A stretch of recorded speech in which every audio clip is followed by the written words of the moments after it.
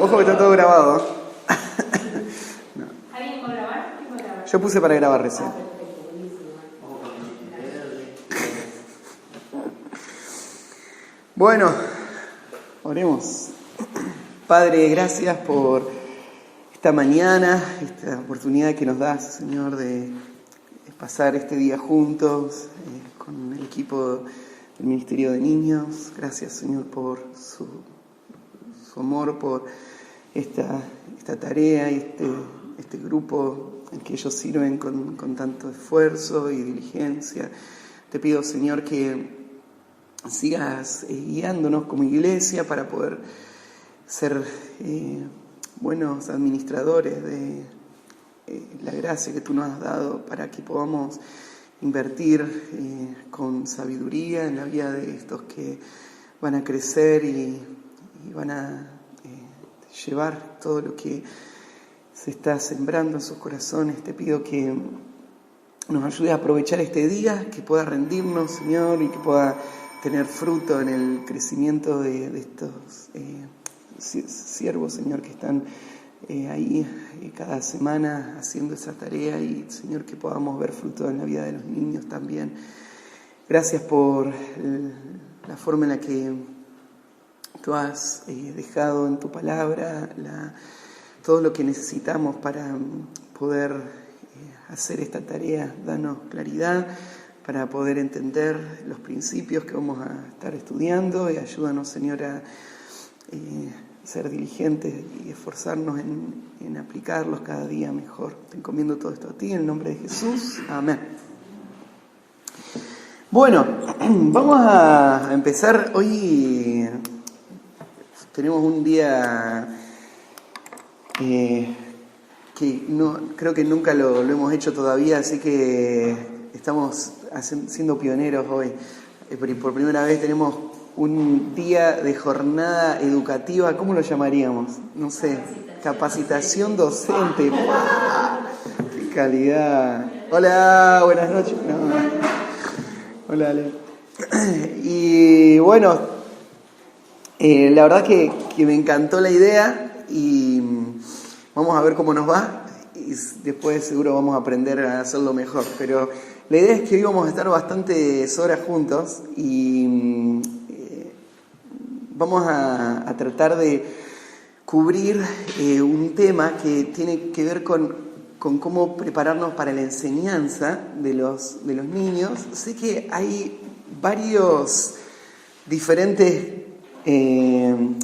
niveles o personas acá con distintas ya herramientas que han ido aprendiendo, así que vamos a ver cómo unificamos todo. No quiero tomar a los que ya saben mucho y dar por hecho cosas que otros tal vez les va a costar un poquito más. Entonces los que han tomado otras clases van a repasar y refrescar y reafirmar, y tampoco, bueno, los que tal vez son una de las primeras cosas que van a escuchar hoy, no se sientan mal si no logran entender todo hoy. Ahí les va a quedar un material para seguir repasando, y van a poder seguir charlando entre ustedes y seguir creciendo en todo esto que estamos aprendiendo.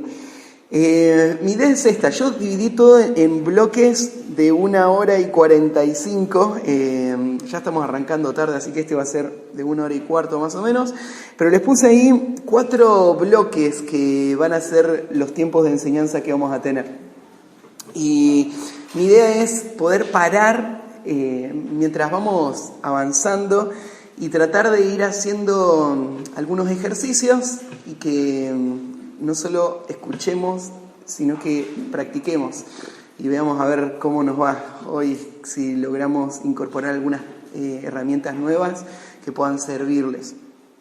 Como ven ahí, casi todo de lo que vamos a hablar tiene que ver con cómo enseñar lo que llamamos un género literario, una clase de literatura que es muy usada por el Ministerio de los Niños, que es la narrativa histórica. Aunque la Biblia tiene diferentes géneros literarios, el plan de estudio que tienen ustedes, con el que están siguiendo toda la enseñanza de los niñitos, casi completamente se centra en historias y en cómo enseñarle a través de las historias las verdades bíblicas a los niños. Entonces, quiero gastar casi todo el tiempo del día de hoy hablando de las historias y hablando de cómo funcionan las historias y la enseñanza de historias bíblicas. Así que de eso vamos a gastar mucho tiempo. Sin embargo, lo que vamos a hacer es las primeras hora y media, ahora vamos a arrancar, antes de meternos en esa parte de qué herramientas tenemos para estudiar las historias de la Biblia y poder enseñarlas con fidelidad. Quiero arrancar con un paso atrás, hablando sobre el ministerio de niños y la enseñanza dentro del ministerio de niños. Lo que quiero es seguir afirmando un concepto o llamaríamos una filosofía de ministerio de nuestra iglesia, cuáles son los valores, qué son las partes importantes que creemos que tienen que estar en el ministerio, y seguir machacándolas nos va a ayudar a tener más claridad en este tema también de cómo enseñar mejor. Así que yo voy a ir siguiendo la guía que escribí acá, y ustedes después lo van a tener este archivo, así que no hace falta que copien todos los detalles que están acá. Patri lo tiene en el archivo y ahora se los manda. Más vale, la idea sería ideas, ¿no es cierto?, que voy diciendo que te van gustando o que te aclaran un poquito más lo que está acá. Eso lo podés ir anotando y ir sacándole un poquito más de provecho al tiempo, así, marcando esos puntos. Así que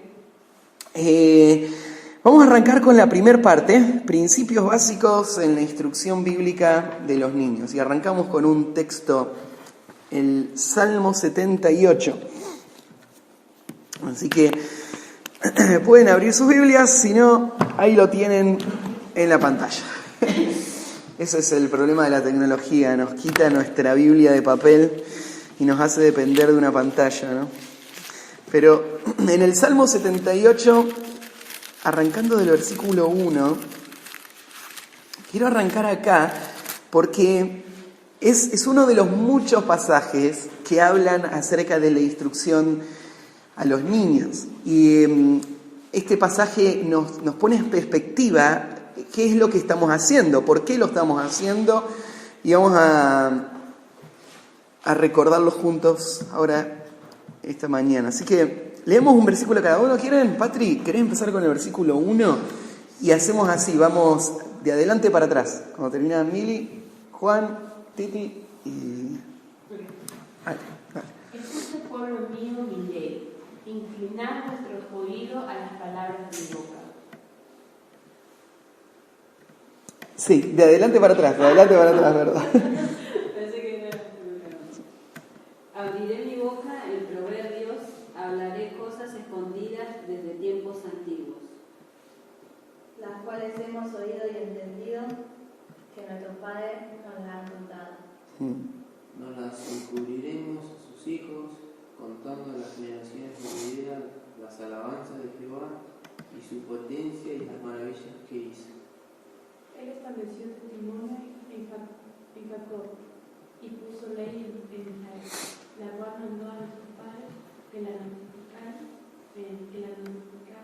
a sus hijos. Para que lo sepa la generación venidera y los hijos que nacerán, y los que se levantarán lo cuenten a sus hijos. A fin de que pongan en Dios su confianza y no se olviden de las obras de Dios, que guarden sus mandamientos.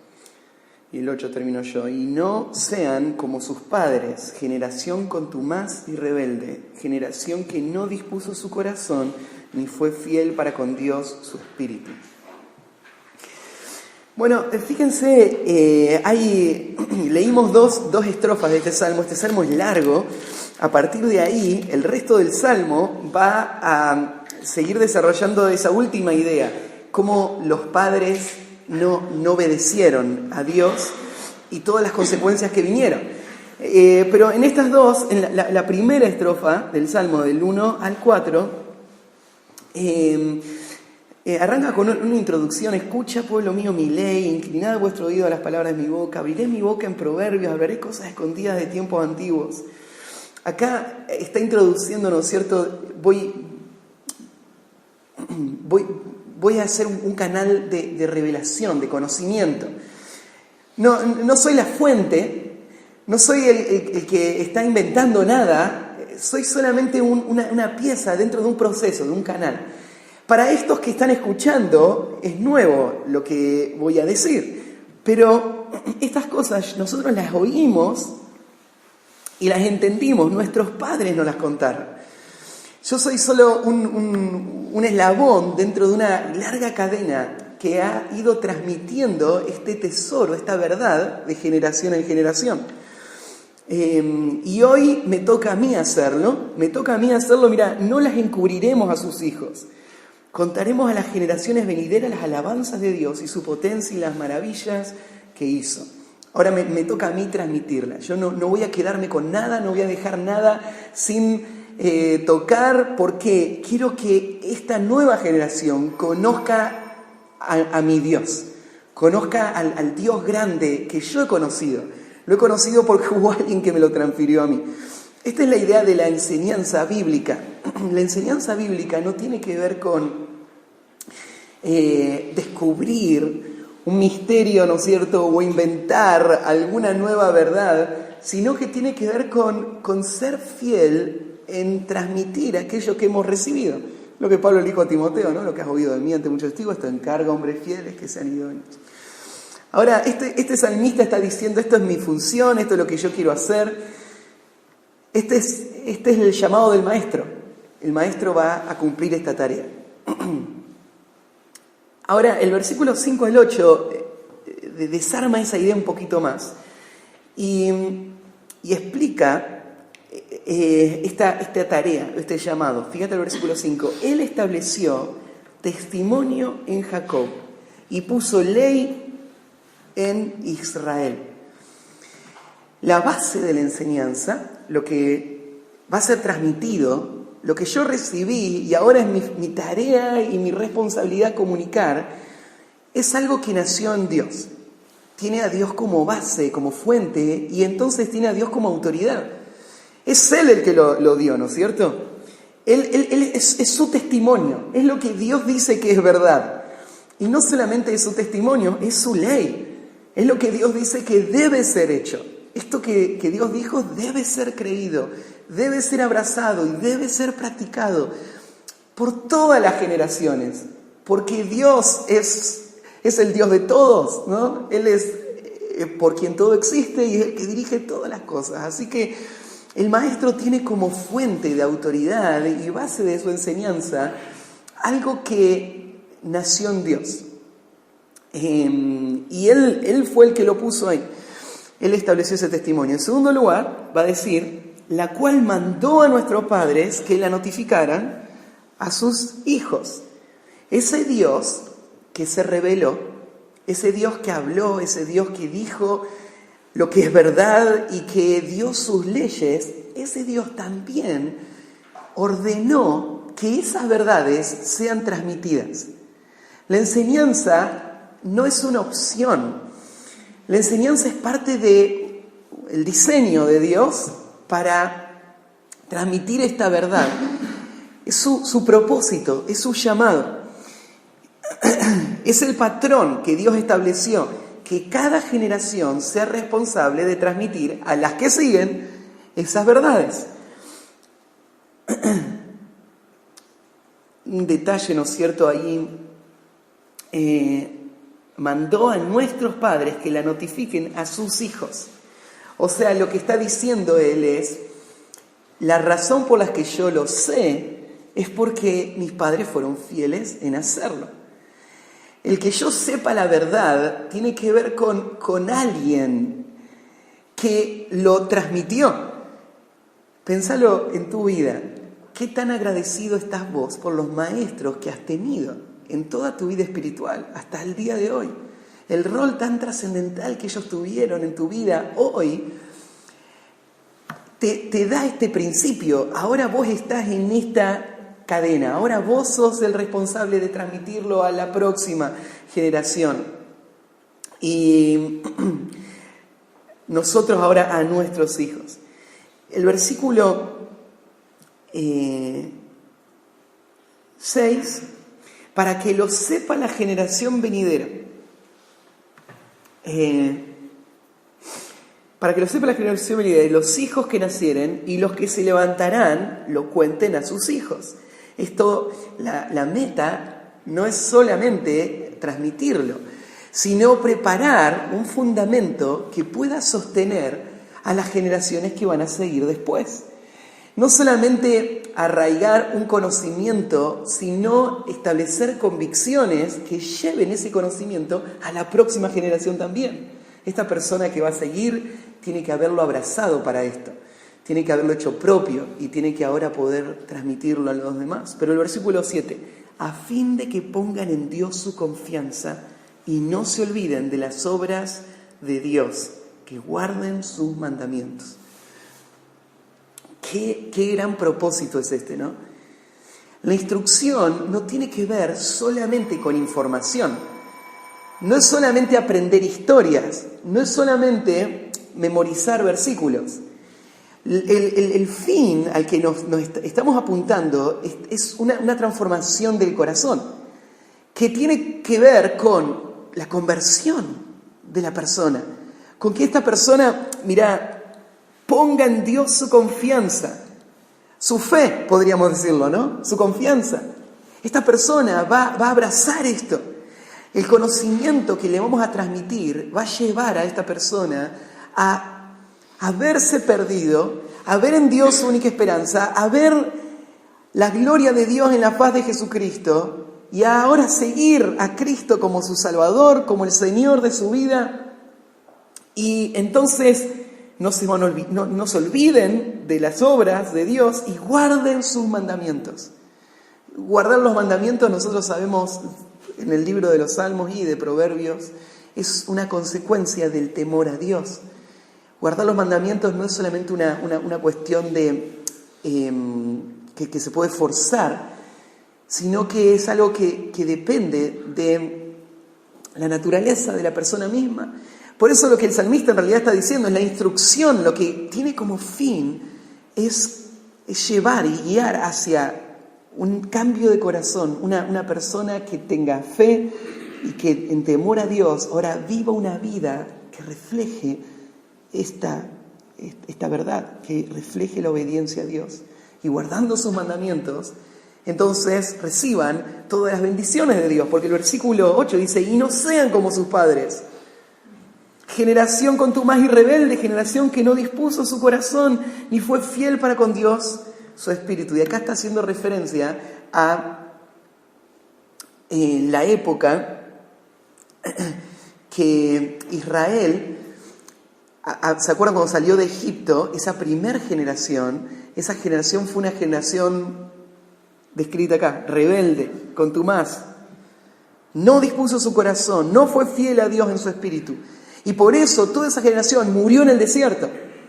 Entonces la nueva generación recibió Deuteronomio capítulo 6. La nueva generación recibió esa instrucción. Enséñenle a sus hijos. Enséñenle a sus hijos. ¿Para qué? Para que sus hijos nunca vuelvan a lo que pasó antes, a lo que fue la última generación. Y esto es lo que está diciendo el salmista acá. Para que no vuelvan atrás. La única esperanza que ellos tienen es maestros fieles. Maestros fieles que le puedan transmitir la verdad que fue establecida por Dios, para que ellos confíen en Dios y le sigan siguiendo sus mandamientos. Y este es el llamado de Dios a su pueblo. Este fue el diseño de Dios. Generación a generación, pasando la verdad a la próxima generación, para que cada generación pueda vivir en temor a Dios y obediencia a Dios y tener todas las bendiciones que Dios da.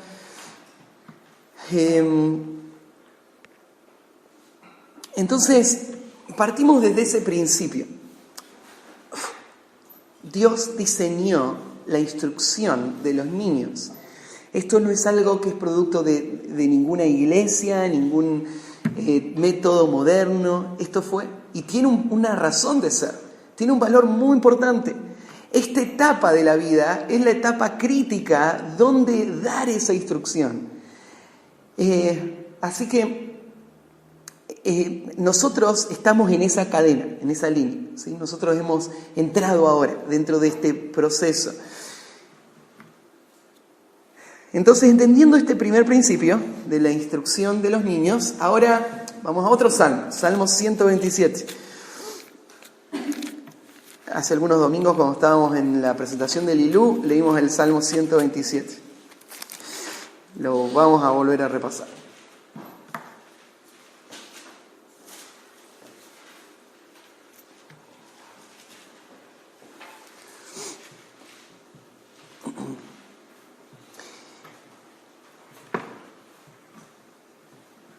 Acá es un salmo conocido. Solo leamos el 3, 4 y 5. Ya habíamos leído todo el salmo la vez pasada. Pero el 3 dice así: He aquí, herencia de Jehová son los hijos, cosa de estima el fruto del vientre. Como saetas en mano del valiente, así son los hijos habidos en la juventud. Bienaventurado el hombre que llenó su aljaba de ellos. No será avergonzado cuando hablare con los enemigos en la puerta. Acá en el versículo 3 empieza mostrando el valor que tienen estos pequeños, que en muchos sentidos ha sido menospreciado en la historia del mundo. Pero para Dios y para el pueblo de Dios, los niños tienen que ser vistos como un tesoro. Acá arranca: herencia de Jehová son los hijos. Acá la idea de herencia es esta, ¿no? Hay algo muy valioso que está siendo confiado, entregado en las manos de alguien. Y esta herencia, dice, después lo agrega, cosa de estima el fruto del vientre. Es algo que no tiene que ser tenido en poco, todo lo contrario, tiene que ser estimado, valorado. En esta etapa hay muchas razones naturales para tener en poco a un niño. Uno piensa, por ejemplo, todavía ese niño está en desarrollo, en todo sentido, ¿no? Está en desarrollo intelectualmente. Entonces, como yo lo veo más limitado que lo que yo soy, pienso que tiene menos valor que el que yo tengo. Como él no se puede expresar, no estoy diciendo de que lo voy a maltratar, pero estoy diciendo que aun cuando lo trato con amabilidad, lo estoy mirando hacia abajo, ¿sí? Lo estoy mirando, ¿no es cierto?, como alguien que no está a mi altura. ¿Por qué? Bueno, porque yo tengo un desarrollo más alto. Pero la Biblia dice, no hay que pensar así. No solamente no tengo que maltratar al niño, tengo que darle un valor alto, aún en esta etapa de desarrollo. Porque aunque él todavía no creció y no se desarrolló, él está en proceso y un día va a crecer y un día se va a desarrollar. Y tal vez ese niño al que yo le estoy enseñando, un día sea mi pastor. Tal vez ese niño al que yo le estoy enseñando, o sea, Dios planeó un lugar para él, en su obra, o en su desarrollo, o en su conocimiento, que te va a superar ampliamente. ¿Y por qué hoy deberías verte más que este niño? Bueno, no es nada que despreciar. Este niño es algo que valorar. Es ese valor que le damos al niño que hace que yo trabaje intencionalmente en proyectar a este niño. Que no menosprecie la capacidad o el avance que él va teniendo por el hecho que esté más atrasado, sino que sea muy intencional. pensando en que yo ahora tengo una responsabilidad y que lo que yo haga en la vida de este niño va a tener un impacto. Y yo soy responsable entonces de hacer lo que sea necesario hacer para que este niño alcance el mayor potencial posible en su vida y en su desarrollo. Entonces, eso es lo que va a seguir diciendo. Esa estima, ahora, como saeta en mano del valiente, así son los hijos habido en la juventud. Esos niños son como una saeta, una flecha.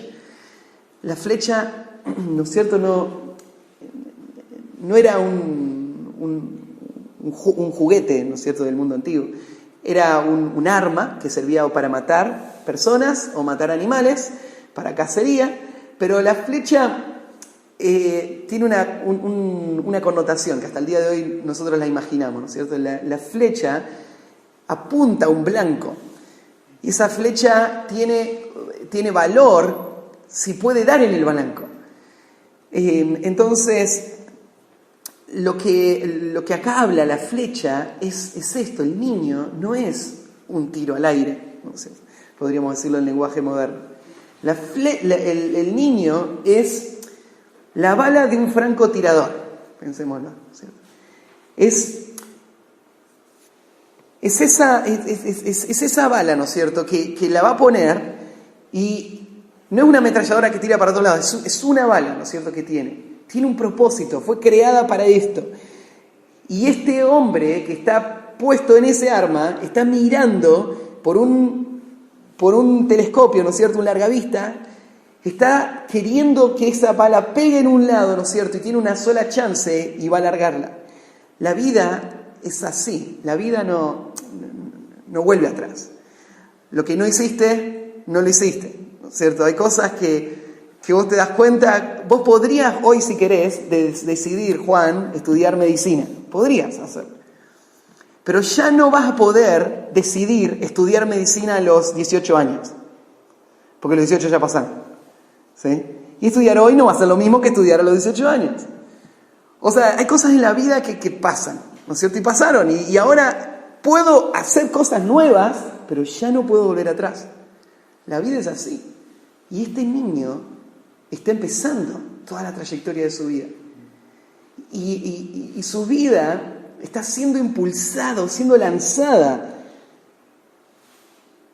Esta imagen, ¿no es cierto?, una saeta en la mano del valiente, es la idea, bueno, después bienaventurado el hombre que llenó su aljaba de ellos. La aljaba es el lugar donde están depositadas antes de ser lanzadas. Este hombre las preparó, las labró, las guardó y ahora está listo, ¿no es cierto?, para tirarlas. Y cuando esos niños se vayan de la casa, él va a haber sabido que hizo todo lo que tenía que hacer.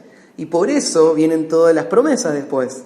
Él va a ser bienaventurado, no va a ser avergonzado cuando hable con sus enemigos en la puerta. Entonces, hay otro principio en cuanto al trabajo con los niños.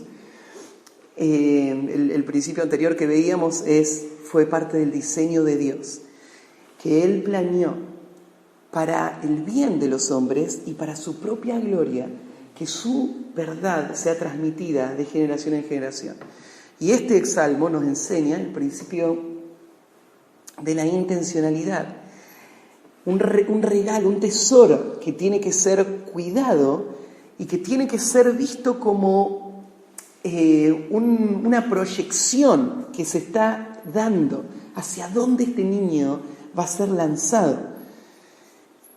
Esto es algo que en el mundo moderno se ve mal. Hoy, me acuerdo, fuimos a la pediatra el mes pasado con Neri. Hace dos periodos atrás, o sea, hace como 2 meses o 2 meses y medio, a la obstetra, para ver el tema del embarazo. Y ni bien llegamos, ¿no es cierto?, le dijimos a Betsy, como siempre, dale un besito a la doctora. Y la doctora dice, no lo obliguen a darle el besito. No lo obligo, solo, o sea, son modales, son formas, ¿no es cierto?, que queremos que aprenda.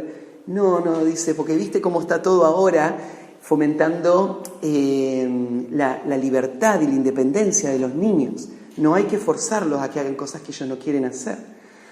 ¿Qué te vas a poner a discutir? Bueno, pasó, ¿no es cierto? Dos meses después, un mes y medio después, nos tocaba otro control, vamos con Neri, ¿no es cierto? Ahí estábamos con Betsy. Y ¿cómo van a hacer con Betsy cuando esté acá en el parto? Bueno, estamos viendo con la abuela, lo que sea, y no sé cómo salió el tema, pero salió el tema de que Betsy dormía en su cunita, en su cuarto. No, dice, duerme ya en su cunita y en su cuarto. Ella le pidió a tener una hijita, ya casi 3 años tiene la hijita, 3 años tiene ya, y dice, no, con mi hija es imposible, y nos contó todos los dramas. La noche anterior, ¿no es cierto?, se había quedado hasta las 4 de la mañana tratando de hacerla dormir y al final le ganó, la trajo, sigue con pañales todavía, no le pudo sacar todavía los pañales. Dice, pero ustedes hacen todo bien como papás. No hacemos todo bien. Lo que hacemos es seguir los principios bíblicos y de repente nos acordamos de lo que nos había dicho la vez anterior. Y claro, o sea, si partís desde la base de que el niño debe desarrollar su propio deseo, ¿no es cierto?, y hacer lo que él quiere hacer, ¿cómo podés esperar que haya orden después? La necedad está ligada al corazón del niño, ¿no?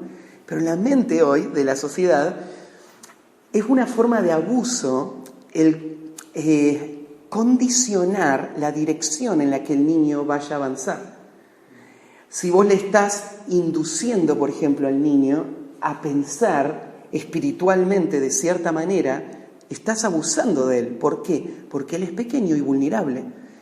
Y entonces, claro, como es pequeño y vulnerable, te va a seguir. Pero no te va a seguir porque él te quiere seguir, te va a seguir porque no tiene otra opción, porque él no sabe pensar críticamente, entonces le va a guiar en esa dirección. Y lo que vos estás haciendo es abusando de él. Así como abusaría físicamente y él no se puede defender, estás abusando moralmente o espiritualmente de él, llevándolo en una dirección que él no quiere ir. Entonces los padres no tienen que dirigir a sus hijos, porque de otra manera lo que están haciendo es meterse y sin que ellos tengan la capacidad de defenderse, le están abusando de ellos, le están direccionando. Bueno, eso es el discurso del mundo actual. Y de esa manera lo que hace el mundo a nuestro alrededor, le quita a los padres esta función. Ahora, esta no es una función, esto no tiene ningún aspecto de abuso. Todo lo contrario es verdad. La Biblia dice que lo estudiamos en el campamento familiar, que el padre que no corrige a su hijo le aborrece. No es una expresión de amor, es falta de amor. No es una forma de abuso, es un método de rescate. Nosotros entendemos la necesidad está ligada en el corazón del hijo, la vara de la corrección la apartará de él. Hablábamos recién, la instrucción es lo que va a llevar a ese hijo a que confíe en Dios en el futuro y que guarde sus mandamientos. Claro, el momento en que comienza la instrucción, el hijo todavía no entiende todas las repercusiones que tiene lo que yo le estoy enseñando. No entiende todo lo importante que es cada detalle que yo le estoy dando. Pero eso no hace que no sea necesario que él lo tenga. Así como es importante enseñarle a un hijo que no meta los dedos en el enchufe, y no sería abuso enseñárselo, sino que sería una forma de salvarle, de la misma manera en todos estos aspectos. Guiar, conducir al hijo, es la forma en la que bíblicamente se va a librar al hijo de la necedad y se va a introducir al hijo en este plano de obediencia a Dios. Entonces, hoy todo esto, ¿no es cierto?, está impactando aún las escuelas, los métodos de aprendizaje, por ejemplo, los métodos de aprendizaje que promueven tener menos control de la enseñanza y ser más un estimulador que un instructor. Esto tiene justificativos pedagógicos, pero en su raíz tiene esta filosofía. La independencia, la libertad, el desarrollo propio, en vez de la instrucción. bíblicamente, el niño es la saeta en las manos de un hombre valiente. Él llena su aljaba de ellos, ¿no es cierto? Él les instruye, les forma, les guía. Y entonces él no va a ser avergonzado el día de mañana. Bueno, ese es el concepto de intencionalidad. Hay que tener intencionalidad. El trabajo con los niños no son tiros al aire. No es decir, bueno, hagamos lo que podamos, ¿no es cierto? Hagamos lo que sea, sino que requiere un plan. Requiere decir, bueno, requiere hacerse preguntas como la que pusimos acá. ¿Cómo queremos que sean nuestros niños en 20 años? ¿Qué clase de padres y madres queremos que sean? ¿Cómo queremos que puedan responder a los desafíos de la vida? ¿De qué manera queremos que vean la iglesia? ¿Cómo queremos que vean la obra misionera? Estas y 1000 preguntas más nos podemos hacer a la hora de pensar en los niños como saetas bruñidas. Kim, Patri tiene el archivito y se los va a pasar por celular. Si quieren pueden tomar notas de cosas generales o que vamos agregando, pero esto así como está, Patri se los pasa. Después así no hace falta sacar la foto.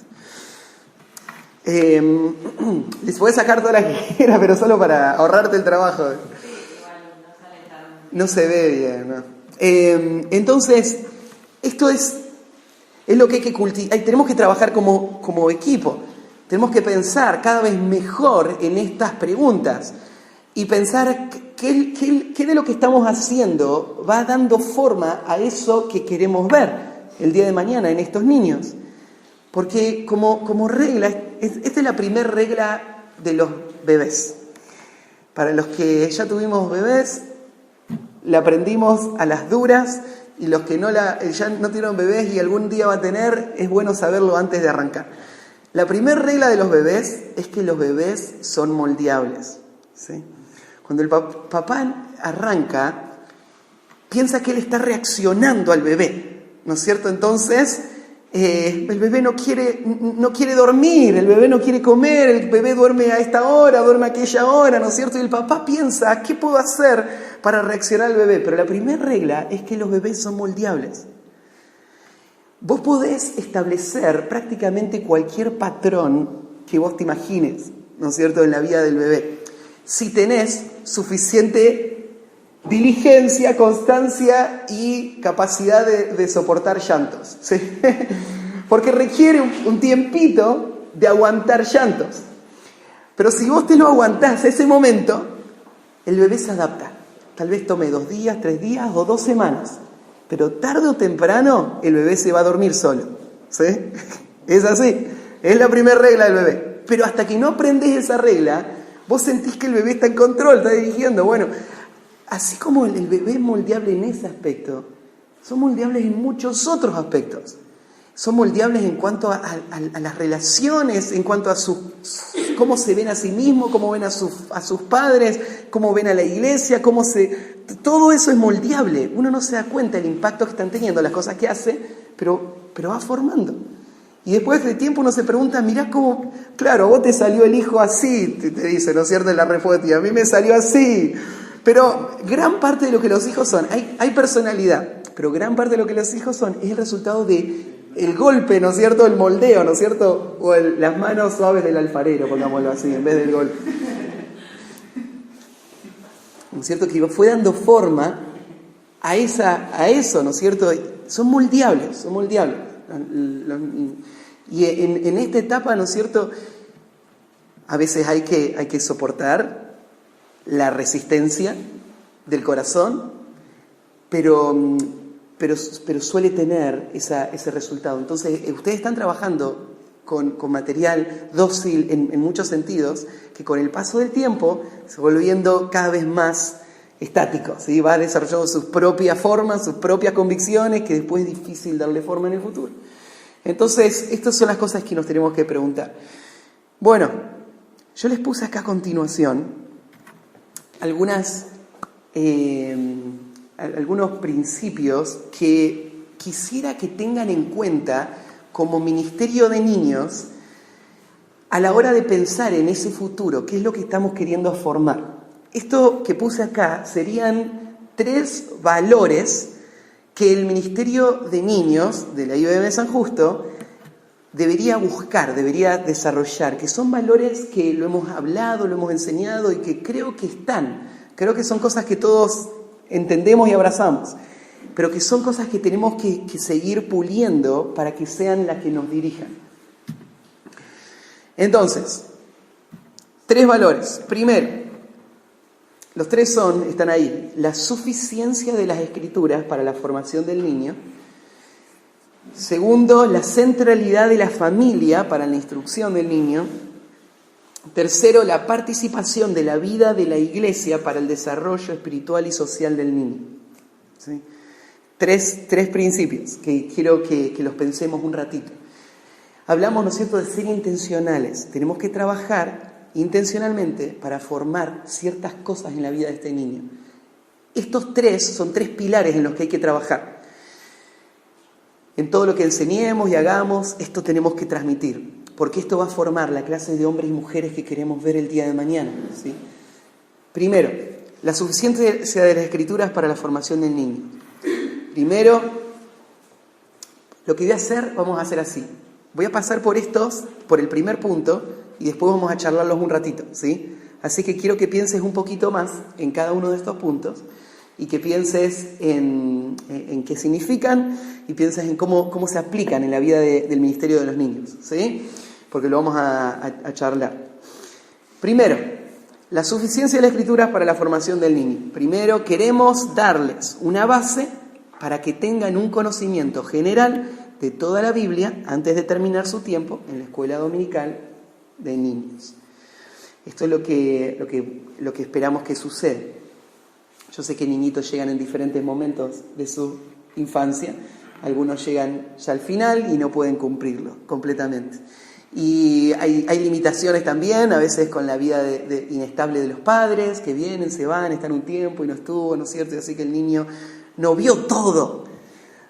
Pero con todas esas limitaciones, hemos puesto como un objetivo que terminen esta etapa de la niñez teniendo un panorama general bíblico que les ayude a entrar en la próxima etapa con estas herramientas para poder avanzar. Segundo, queremos darles un ejemplo consistente de cómo se usa correctamente la Biblia. Esto es otro de los grandes beneficios que tendría este niño después de esta etapa. Y es que al tener instrucción bíblica semana tras semana, semana tras semana, lo que le estamos dando no es solamente la información, le estamos dando un criterio de qué es la Biblia y cómo se trata la Biblia, cómo se usa la Biblia. Esto tiene que ver con cómo, por ejemplo, se interpreta la Biblia, en cómo se usan las historias bíblicas para sacar verdades de Dios para mi vida y cómo eso lo llevo a la práctica después.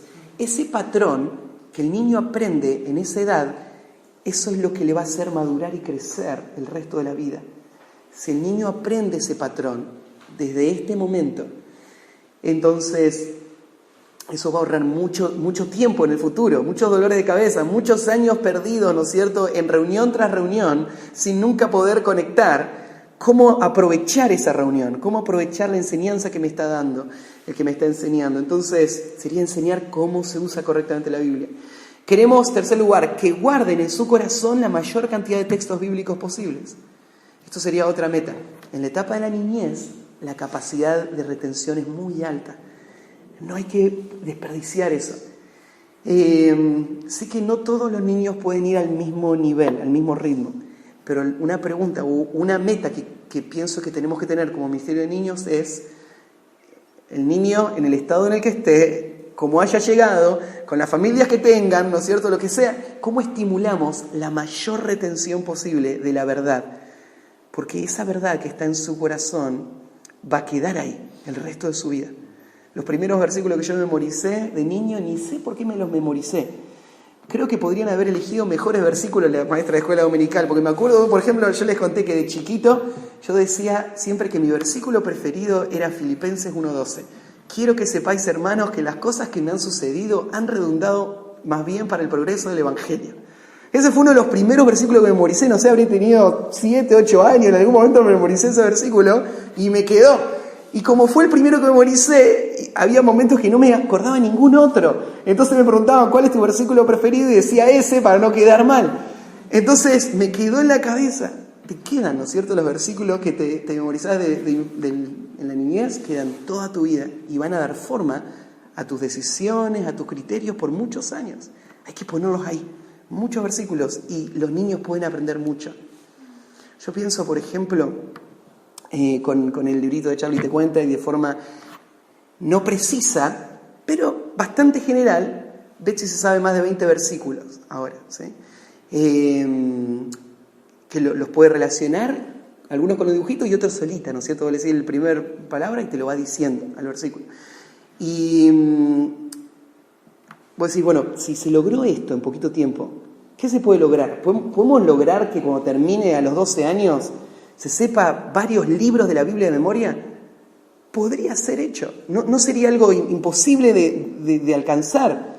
Tiene una capacidad muy, muy grande de retención.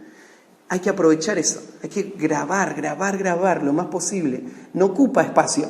No frena en nada. No le hace menos capaz para nada más. O sea, esto aún le desarrolla más. Tenemos que lograr lo más posible. Próximo, queremos que desarrollen un marco teológico sano y comprensivo. Un marco teológico significa que las historias bíblicas que les vamos dando, por medio de las historias, no solamente le vamos dando la historia en sí, sino que vamos construyendo teología. ¿Quién es Dios? ¿Cómo es Dios? ¿Quién es el hombre? ¿Cómo es el hombre? ¿Cómo es la salvación? ¿Cómo es el Espíritu Santo? ¿Cómo es la escatología de los eventos futuros? ¿Cómo es la iglesia? ¿Qué es la iglesia? Toda esa doctrina queremos que se arraigue en esos años, que el niño vea la doctrina bíblica sana como la norma, como lo normal, lo natural, lo que surge del texto, y que eso quede guardado en su corazón. Eso le va a librar del error. Y comprensiva, en realidad creo que está mal deletreado, porque lo que quería decir no era comprensión mental, sino comprensión abarcativo, ¿sí? O sea, lo que creo que tenemos que lograr es que los niños no solamente vean algunos aspectos de la teología, sino que puedan entenderlos todos. Las 10 ramas de la teología sistemática, no de esa manera, pero estando ahí. El concepto, por ejemplo, de pecado, por ejemplo, la marteología, el concepto de pecado, es un concepto que depende de la edad del niño, es a donde ese concepto pueda llegar. Pero yo creo que el niño tiene que pasar de solamente identificar la acción pecaminosa con reconocer la condición pecaminosa que lleva a la acción pecaminosa, y entender lo que es la naturaleza caída, o sea, entender, ¿no es cierto?, el efecto del pecado en la vida de la persona. Hay doctrinas que tienen que ser transmitidas bien, con precisión, para que eso después construya en el futuro esos pensamientos hacia mayor claridad en cada tema. Entonces, pienso sería una meta. Y el último, queremos que conecten los principios bíblicos que aprenden con su vida cotidiana. El ser un hacedor de la palabra, convertirlo, ¿no es cierto?, en un hacedor.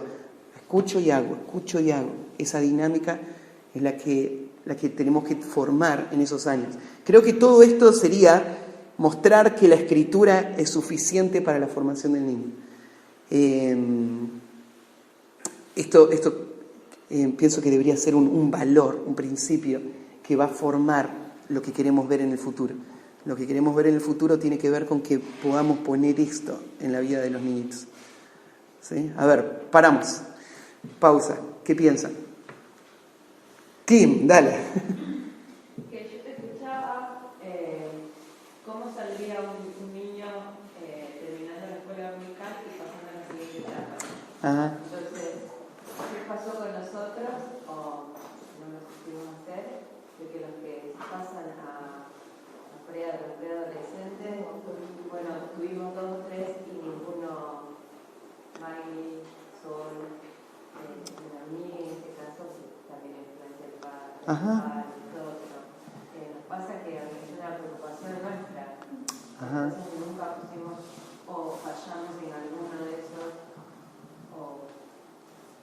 porque Sí. si bien las herramientas por ahí están, igual no creo que lleguen al conocimiento de toda la Biblia, pero un panorama tuvieron. Pero salen de la escuela dominical y para nosotros personalmente necesitan seguir con su programa, acorde a su edad. Entonces, por ahí una de las cosas que dificulta es que ellos quedan solos, ¿no? Quedan solos, no tienen un programa, no tienen nada. Y obviamente su corazón, ¿no? Pero sí, no tuvimos fruto de eso. Claro. Sí, creo que es una tensión que siempre vivimos en el ministerio. Confiar en la suficiencia de las Escrituras es un acto de fe que muchas veces no coincide en lo que vos ves. Vos estás con un discípulo, ¿no es cierto?, años y años haciendo un trabajo en su vida, y de repente ves que se aparta del Señor, y de repente ni sabes si fue salvo la persona. Y es inevitable pensar, y entonces, ¿de qué sirvió todo lo que hice? ¿De qué sirvió todo lo que hice? Lo que puede hacer, por un lado, es en tu corazón desacreditar el valor que tiene la Escritura para producir el resultado que dice que puede tener. Y creo que no estaríamos dispuestos a decirlo abiertamente, decir, no, la Biblia no sirve, pero tal vez secretamente pensaríamos, si yo le enseñé la Biblia y no hubo un resultado, entonces, ¿qué es lo que pasó? Entonces no es matemático, no es que si hago esto va a pasar esto, entonces el problema es que esto no produce esto. Sería un poquito más de tiempo que faltaría para que ingresen a... O si no, la otra parte de la pregunta es en que fallé yo en usar la Biblia. Tal vez sí, la Biblia es suficiente, pero yo no lo estoy haciendo bien. Entonces, como no lo estoy haciendo bien, no está produciendo el resultado que debería producir. Hay una realidad que es la obra espiritual que sucede en la vida de las personas, es el fruto de la gracia de Dios, el fruto de la gracia de Dios. Pablo plantó, Apolo regó, el crecimiento lo dio el Señor. Ni el que planta ni el que riega son nada, sino Dios que da el crecimiento. Entonces, el crecimiento no es el producto de nuestra actividad, es la obra de la gracia de Dios. El medio por el cual Dios da el crecimiento es por medio de la palabra. Entonces nosotros debemos ser fieles en hacer esa tarea y a la vez dependientes en la gracia de Dios para ver el fruto de esa tarea. Si de acá a 20 años, de acá a 50 años, por ejemplo, ninguno de los niñitos que ustedes enseñaron estén siguiendo al Señor, todos estén apartados y todos estén en el pecado, ¿no es cierto?, y viviendo, si todo pasaría así, ¿cómo interpretaríamos eso? Hicimos un buen trabajo. Pero podría ser, ¿no? Algunos de los héroes de la fe vivieron esa situación. Tenés los profetas del Antiguo Testamento que predicaron toda su vida sin ver ningún fruto.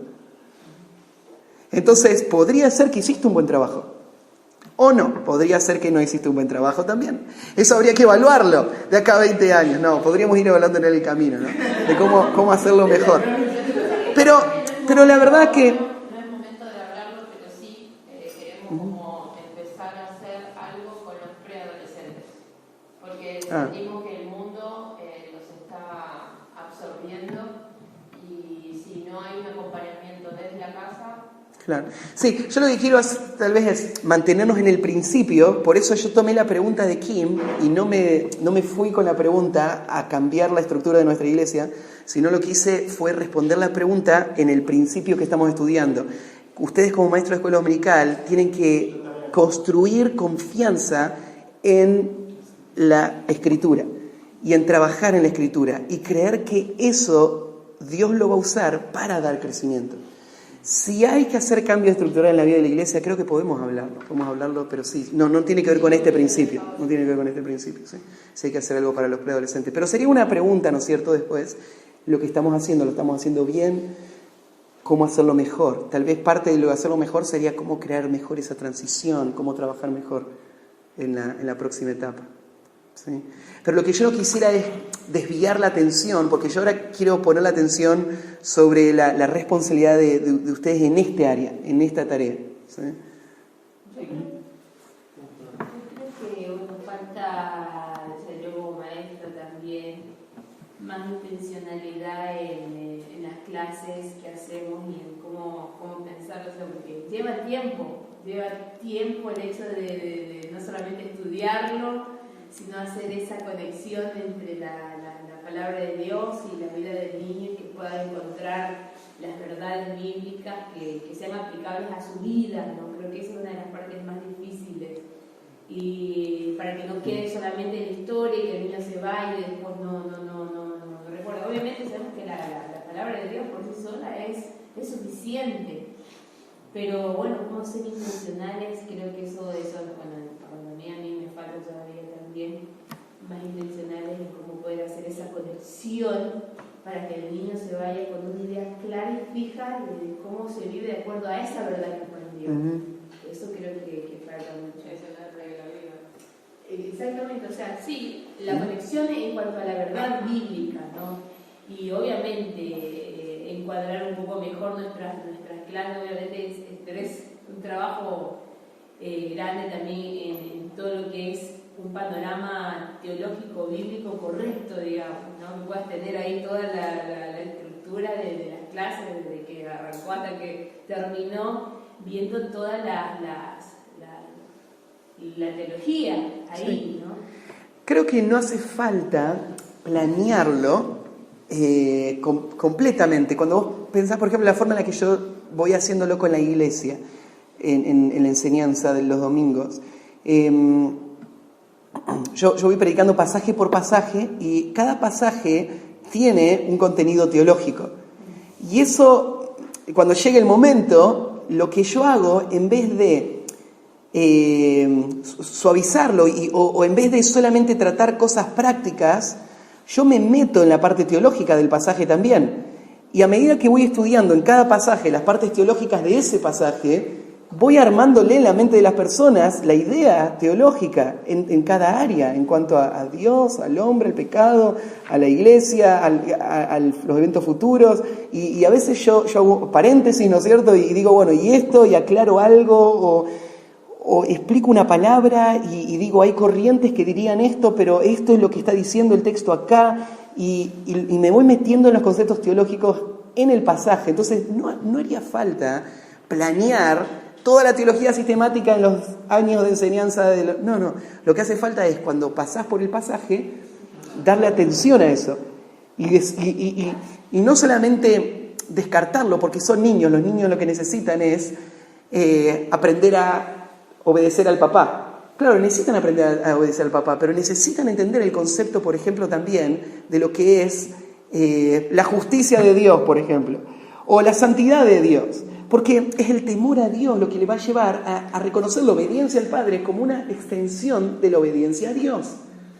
Entonces hay que hablarle del carácter de Dios, hay que hablarle de la ira de Dios, hay que hablarle de la gracia de Dios, hay que hablarle de los aspectos teológicos de los pasajes. Que eso sería el punto que les diría en medio de las lecciones. A medida que van pasando lección por lección, meterse en esos aspectos teológicos también. Tenemos que pensar bien, como las mamás también. Ajá. En realidad siempre hablamos de teología, porque hablamos de obediencia, siempre terminamos de recalcar que con el Evangelio, porque si no conocen, si no son salvos, ¿cómo van a obedecer? ¿Está bueno? y siempre se habla de algún atributo de Dios. Claro. De los temas. Buenísimo.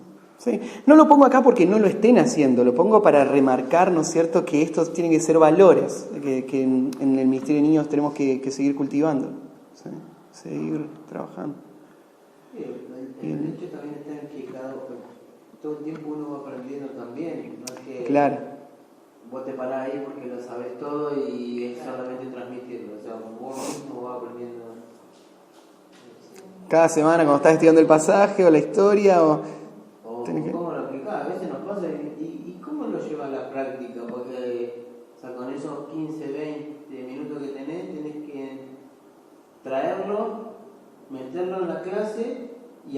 darle algo para que se lleven y lo puedan vivir en la semana. Y justo hablábamos esta semana que pasó. Pudieron meditar, o sea, voy a decir, meditar es pensar qué hiciste, si pecaste esta semana. No, viste, son todos santos los que tenemos ahí. Está buenísimo. Ninguno peca, pero empecé a escarbar un poquito y nada, o sea, ni hicieron la tarea, no. Pero ¿qué pasa? Que todo ese tiempo tenés que hacer es meterlo de nuevo a la clase, hacerle pensar en eso y a la vez que se lo lleven, claro, ¿no? Con 7 y 8 años. Pero igual ellos saben, son vivos. Uno se da cuenta, lo que le gusta, enseguida lo agarran, lo aprenden, y lo que no le gusta lo tratan de patear lo más posible. Y así con todas las edades, ¿no? Sí. Y eso te lleva a vos, que vos cómo tenés que salir de ahí, o sea, tenés que venir preparado para la respuesta, claro, para las preguntas en realidad que te van a hacer como para desviarte o sacar la atención, ¿no? Porque llega a la clase y uno hace algo como para distraer y sabes que no le está gustando, porque claro, le estás tocando algo. Y la frustración de haberte preparado y ver que no están respondiendo. Sí. Bueno, el segundo principio, la centralidad de la familia para la instrucción del niño. Otro de los valores. Y acá, ahora lo vamos a ampliar un poquito más, pero dice, queremos fomentar una vida familiar intencional que dirija al niño bíblicamente a través de todas las etapas de su desarrollo. Esa palabra queremos fomentar, o sea, parte de la vida del Ministerio de Niños, de lo que los ministerios de niños hace y a lo que se debe dedicar es fomentar en las familias de la iglesia este principio, que en la familia haya intencionalidad en dirigir al niño en las etapas de forma bíblica. Entonces el Ministerio de Niños no debería nunca llegar al punto de pensar, como la familia no lo hace, lo hacemos nosotros. Porque entendemos que el principio bíblico es, la familia es el principal eje de formación espiritual. Y la iglesia tiene la función de estimularlo, de dirigirlo, de acompañarlo, fomentar, puse acá, ¿no? Fomentar que eso pase, que en la vida del niño sus padres sean la principal influencia espiritual para ellos. Segundo, queremos equipar a los padres para la tarea de formación de sus hijos. Entonces, otra de las responsabilidades del Ministerio de los Niños sería, si creemos que la familia es central, entonces no solamente lo fomentamos, sino lo equipamos. Decimos, estas son las herramientas. La herramienta es la tarea que le mandamos al niño. Ahí está la herramienta, agarrala, papá, ¿no es cierto? Y usala. Es tu función hacerlo. Está la herramienta esta. La herramienta es el recurso, el libro, ¿no es cierto? La capacitación para padres, ¿cuáles son las herramientas? Pero hay herramientas, ¿no es cierto?, para empujar a los papás a hacer eso. Y el tercero, queremos que los padres tengan la mayor influencia espiritual en el desarrollo de sus hijos. Ahí puse la mayor, no la exclusividad, porque hay una función que la iglesia tiene de forma directa y participación directa en el niño. El trabajo de la iglesia en el niño no es solamente indirecta, no es solamente a través del padre. Tiene una relación directa y una indirecta. Pero la principal es la del papá. Los padres, perdón, papá y mamá. En cuanto a este principio, algo como... Todos los niños nuestros tienen la misma cantidad, 10 minutos a la semana de enseñanza bíblica. Ajá. Y el resto lo harían sus padres. Y los que no son hijos de padres cristianos. Entonces tendríamos que darle un poco más nosotros. ¿Qué tendríamos que hacer? Bueno, primero lo que habría que tratar de hacer es buscar todos los medios posibles para evangelizar a esos papás y para integrar a esos papás, para atraer a los papás, para motivar. Sería el trabajo del Ministerio de los Niños fomentar eso. Y saber de que si no se da, el Ministerio de Niños no lo puede reemplazar. Perdón.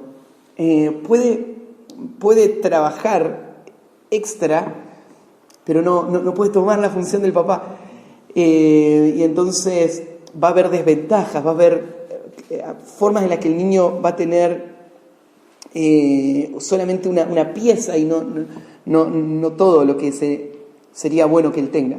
Eso no quiere decir que no puede desarrollarse espiritualmente un niño sin la influencia espiritual de sus padres. Puede pasar, y realmente lo hemos visto pasar. Meli acá es un ejemplo de eso, ¿no es cierto? Y niños que han pasado por la vida de la iglesia que no ha sido la familia la base, pero sería algo que podría ser una pregunta: ¿qué podemos hacer de más, qué de extra, ¿no es cierto?, para dar y complementar? Pero bueno, no para decir, bueno, nosotros estamos tomando el lugar del papá, porque eso no puede pasar. No, nunca se va a lograr. Sí, más no para tomar el lugar del papá, sino como para qué le podemos reforzar. ¿Cómo lo podemos reforzar o ayudar? Más de lo que los otros sí están teniendo en la familia. Claro, el tema del discipulado, por ejemplo, de niños, yo creo que debe pasar, sea creyente o no sea el creyente el papá. Creo que el discipulado de niños no solamente, o sea, el trabajo espiritual del niño no es exclusivo del padre. La iglesia también se relaciona con los niños de forma directa, pero no es, pienso ese discipulado que se podría hacer con el niño, ahí podría entrar un poquito más la intencionalidad y refuerzo si el padre no está involucrado. Entonces podría ser otra forma. Pero bueno, por ahora lo pienso como una convicción que guíe y no una lista de tareas. Esto sería algo que tenemos que creer y buscar. Y después, en la medida que vamos creciendo como equipo, buscando las herramientas para hacer mejor esto. Pero tenemos que buscar tener a la familia como dar la centralidad para la instrucción del niño. En tercer lugar, la participación de la vida de la iglesia para el desarrollo espiritual y social del niño. Este sería otro principio que creemos importante, el niño integrado a la iglesia. ¿Qué significa? Queremos integrar la formación del niño en la iglesia y el hogar. O sea, queremos que el niño perciba que estás trabajando en equipo, el hogar y la iglesia, no en dos líneas distintas. Segundo, queremos llenar la mente del niño de hermosos recuerdos de la vida en la iglesia. Queremos que el niño crezca amando a la iglesia. Entonces, lo que va a quedar el día de mañana, por ejemplo, en la mente del niño, es la pijamada que hicieron con todos los compañeritos de la iglesia. Capaz que el tema de la lección que estudiaron se lo olviden, ¿no? Pero eso le va a quedar. Y esa pijamada lo que trae a su mente el resto de su vida es una sensación, una expresión de lo que la iglesia es.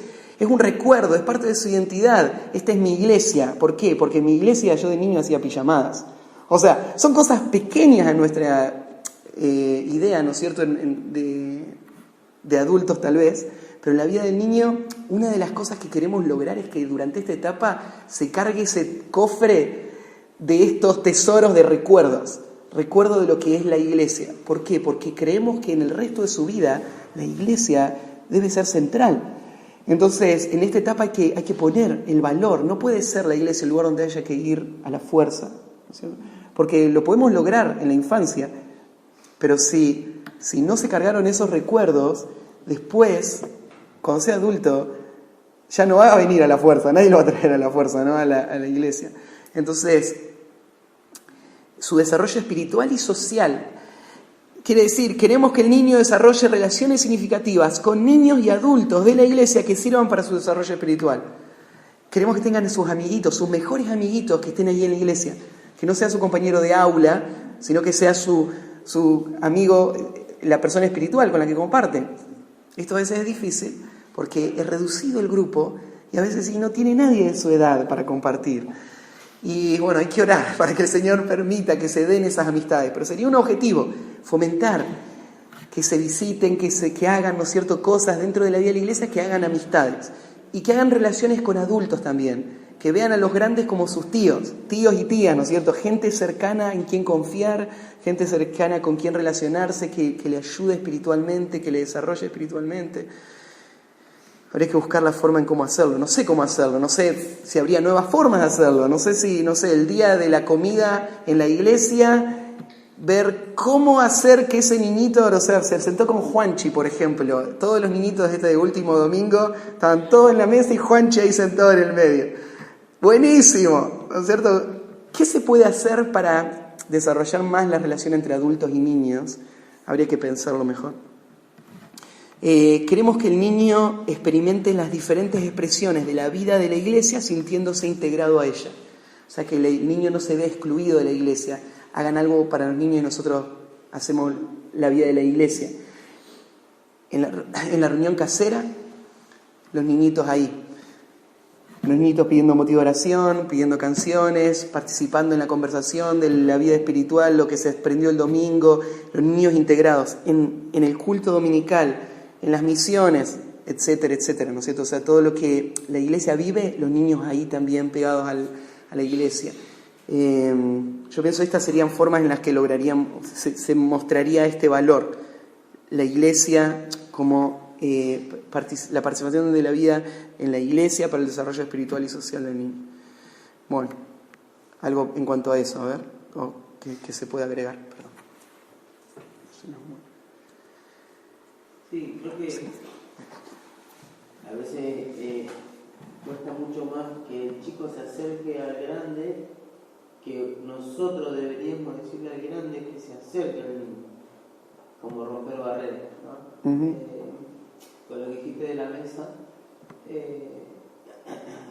estuvo bueno, y creo que por la próxima Santa Cena sería, no sé, romper mesa y meter niños y empezar, y que estén ahí, que charlen, y sería algo que nosotros tendremos que fomentar, porque el niño no va a ir a decirte me quiero sentar con vos y escuchar lo que ustedes van a hablar. Entonces la iniciativa tendría que ser de nosotros. Sí. Pero hay que ver, hay momentos que a los niños les gusta estar con los niños también, y la pasan bien. Habría que buscar. Con los niños, que un niño solito en medio de todo el género, ya vimos eso. Claro. En cambio, están con los quieren estar todos juntos. Claro, ellos quieren estar todos juntos. Sí. Y si un grande se sienta con ellos. Lo mencioné como algo que me gustó verlo ahí a Juanchi en el medio y compartir con ellos, pero no sé cuál es la mejor forma, o no sé qué herramientas son las mejores. Capaz que ustedes que están con los niños todo el tiempo y los entienden mejor y pueden ustedes pensar mejor en esas ideas, pero sería algo para pensar. ¿Cómo rompemos esas barreras? ¿Cómo generamos esos puentes entre adultos y niños? Capaz darle una tarea al niño, ¿no es cierto? Cuando termina el culto, tenés que buscar a un adulto y hacerle esta pregunta. No sé. Entonces fue el niño y se le acercó, ¿no es cierto?, a Doña Carmen y le preguntó eso. Y ahí le dio una oportunidad a Doña Carmen de hablar algo con el niño. No sé, se me ocurre. ¿Qué ideas podrían surgir que conecten, ¿no es cierto?, a los adultos con los niños? Cada Santa Cena, justo este domingo estuvo bueno porque vino Edgar arriba y gastó tiempo. Esa es otra forma buena. Y ¿sí? lo conocieron mucho más de que alguien que está sentado ahí que no lo ven nunca, porque lo ven un domingo y después. Claro. Sí. ¿Qué? Los testimonios les gustan mucho a ellos. Les encanta. Cuando los adultos van y cuentan su testimonio, ellos preguntan, a veces preguntan sencillas, ¿cuál es tu color favorito? Cosas así. Y después se toman una foto y se acuerdan. Después, sí, ha sido muy bueno también. Buenísimo. Eso en los momentos de trabajo, por ejemplo, en la construcción de la casita de sí. que estaba, creo que Juan Esteban o More, ahí también, qué sé yo, limpiando, pero son actividades en las que sí. participan. Creo que por ahí ser intencional en las visitaciones también, de ser intencional en planear visitaciones para el niño, para que el niño pueda compartir con el resto de niños y aún con los padres de los niños. O sea, planear la visitación no solamente con la intención del adulto compartir, sino de tener en cuenta que va a ser un tiempo para un niño con niño, lo puedo compartir. Sí.